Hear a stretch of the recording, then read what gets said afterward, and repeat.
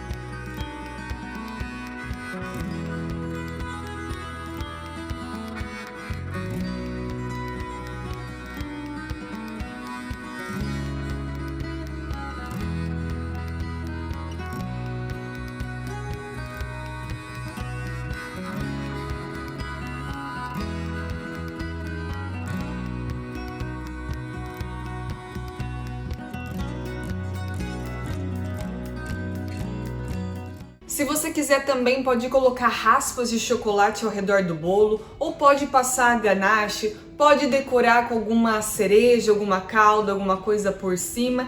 Desse jeito delicioso, essa combinação do ganache mais amargo, da cereja mais ácida, docinha. Olha, o bolo fica delicioso, fica muito gostoso, muito gostoso. Esse bolo você pode usar essa receita para fazer um brigadeiro, um bolo de chocolate. Também pode usar aquela combinação do brigadeiro branco com morango, com essa base de chocolate incrível.